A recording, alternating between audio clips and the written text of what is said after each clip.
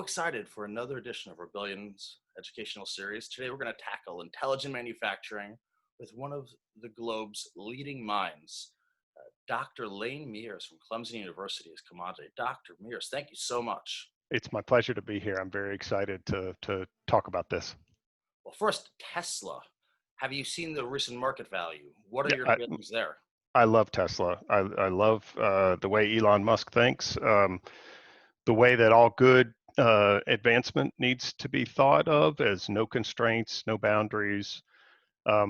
That's impossible. Just like when I hear that, that means I'm on the right track. Making big leaps takes big risks, and I'm really excited that he's shaking up the automotive industry.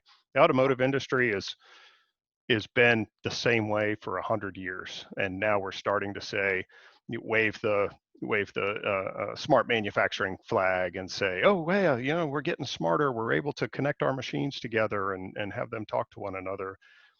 But the products are the products. The vehicles that we're looking at today are functionally no different than horses pulling carriages down the street in the 1800s.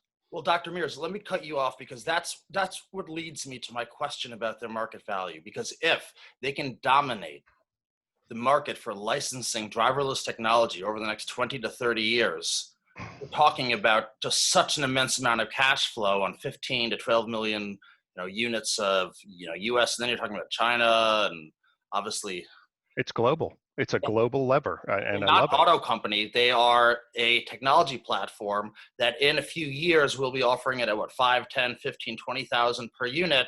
Whether it's a Mercedes or a Volkswagen, you'll want the Tesla driverless package. You'll have no choice.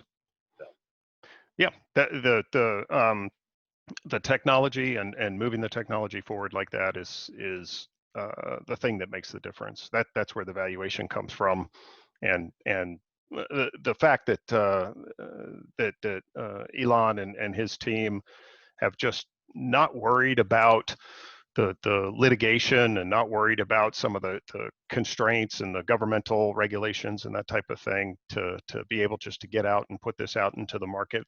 That's where you make the difference. You prove it on the road. Do you think other companies will catch up with them with driverless technology eventually, or? Other companies are already working on driverless technology. I just got a Acura vehicle, and it's a nice hybrid. I love electric drivetrains. I think that's the future. But it's got warning systems all around it, camera-based warning systems. It's got lane keeping. It's got adaptive cruise control. So I've got a driverless car. It won't let me drive it driverless. And this is what other companies are working on. There are companies investing millions of euros, millions of dollars in driverless technology, but they're not taking the big leap to allow you to jump in the back seat and go to sleep. All the value behind Tesla that I've heard is that they're going to be 5, 10, 15 years ahead of everyone else. Do you think that's going to play out? Do you think they'll continue to be that far ahead? Completely. This happens over and over again in the automotive industry. The companies that take the big leaps end up eating it financially in the first few years, and then they are so far ahead because they have so much knowledge in the bank. You see this when Ford did their F-150, all aluminum F-150 for lightweighting a car and making sure that it had better fuel mileage. They took a bath on that, and it was a lot of heartache and it was a lot of difficulty. But now they are so far ahead of everybody on multi-material joining and how to form aluminum and that type of thing. BMW did the same thing with their i cars, where they wanted to make an electric car. They put a bunch of batteries in a Mini and found out it was way too heavy. And they said, okay, we can't make this out of steel anymore. We have to make the whole body out of composites. Nobody had ever done that before, and it was a very difficult process for them. But now they are leading the way, and nobody can touch them. But I mean, aren't composites also a lot less safe than steel? No, not necessarily. The Really? composites used in the right area and designed the right way can actually be safer. They Wow, can be I had safer. no They can be idea. they could be more comfortable. Definitely can be more lightweight. And now the variety of materials available in composites. It is not just carbon fiber and a thermoset plastic. There are thermoplastic composites. There are composites with natural fibers like bamboo. There are recyclable composites. And safety is being addressed, manufacturability is being addressed, and multi-material joining is now being addressed because that's an issue. So where do you see the future of man and the robot in the workplace? I mean, do you think a company like Campbell's Soup or Post Cereals, do you think they're going down the right track right now with their manufacturing? Okay, so those are great examples because let's talk about that. If we use the automobile as an example of a complex system, the market is pushing that automobile to be more and more varied. When Henry Ford built his mass production plant, he was making quite a few cars, but they were really the same thing. It was the same powertrain, and we were hanging different types of Model T bodies on top of them. That just doesn't play anymore.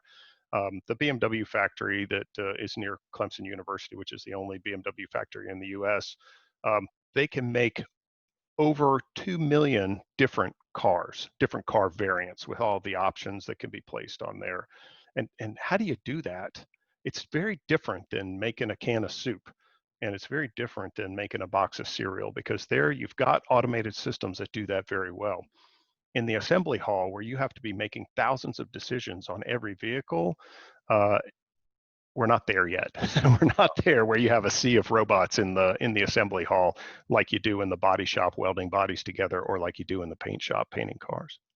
So what industry do you see getting hit the most by robotic automation in the next 5 to 10 years that no one's talking about? Um, I think the big industry, and I don't want to say a specific industry, but a specific type of process is assembly processes, processes where multiple parts are coming together and being clicked together in different ways and being designed in different ways.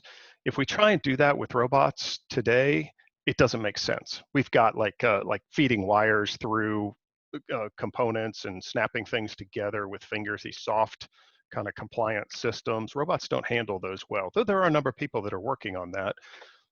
We may need to look at how robots and intelligent systems can be designed together with new products that are more amenable to automatic assembly, and we might start to see some movement there. But in the meantime, with current designs, we need to look at how automation and people are going to work together, and that's an area that I'm very passionate about. So what do you think needs to change? The way that automation is designed today is moving very quickly. It's moving down a path of robots that look like human arms, for instance, and all robots tend to look the same. And it's moving down a path of connected robotics, connected automation systems, software systems that are becoming more and more able to exchange data and generate Fantastic. information. And people are kind of, where do I plug in? Where do the people plug in to that? That's what I'm interested in. I think if we keep going down this path and we sort of extrapolate it out to an end state, now you're going to introduce artificial intelligence. And by that, I mean not just machine learning and pattern matching and classification. I mean real artificial intelligence, machines that can think for themselves. You're going to get out to that end. What's the role of the person? What is the person going to end up doing? I think that's the big investment that needs to happen right now. And that's how industry is going to change. When we start to realize that people and advanced automation and artificial intelligence systems need to be better blended to one another, and not just here's the artificial intelligence system, person, adapt yourself so that you can come work with me. These are going to be teams, and the lines between them are going to blur a lot more than they are today. So will the BMW factory of the future have many fewer people, just a few, engineers with advanced degrees checking on, the upkeep of the systems, and then various IT people making sure that the power and the storage works?